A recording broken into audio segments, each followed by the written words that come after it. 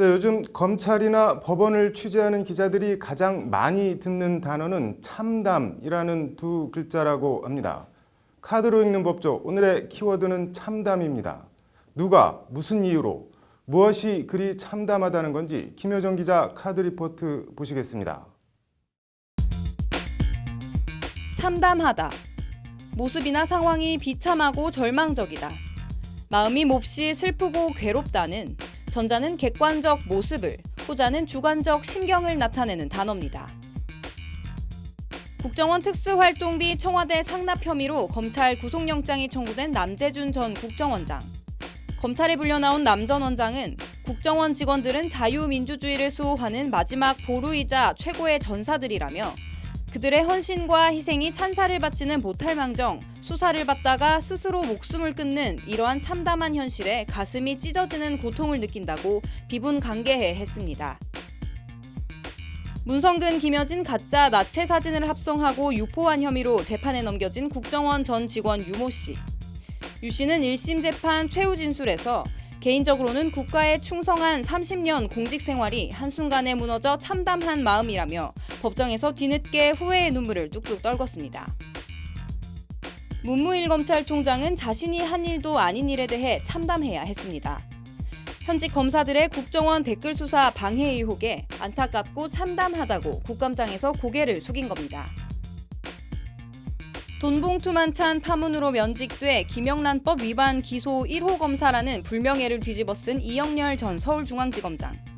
이 전 지검장은 역대 서울중앙지검장들이 늘 해왔던 일인데 이해할 수 없다며 역시 엊그제까지 검찰을 지휘하다가 어느 날 갑자기 피고인이 된 현실이 참담하다는 소회를 밝혔습니다.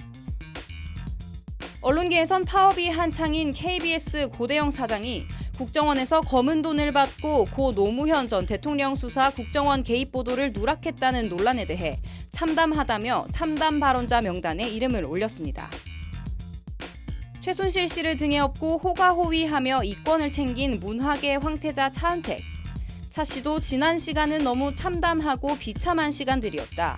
단 하루도 빠지지 않고 매일같이 무릎 꿇고 기도하고 반성했다며 구구절절한 말로 재판부에 선처를 호소했습니다.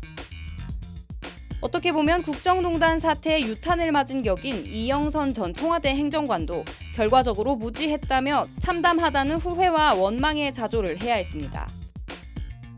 그리고 이 모든 참담한들의 근원, 박근혜 전 대통령.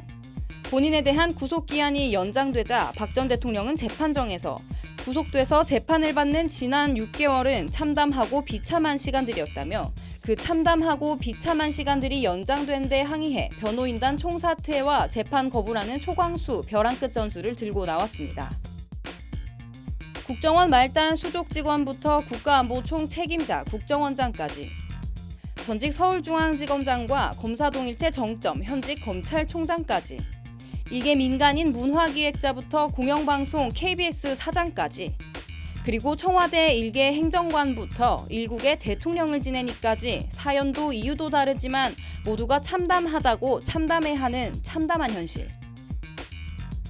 정말 참담해야 할 사람은 그 참담한 시절을 겪고 지내온 대한민국과 대한민국 국민이 아닐까요? 법률방송 카드로 읽는 법조 김효정입니다.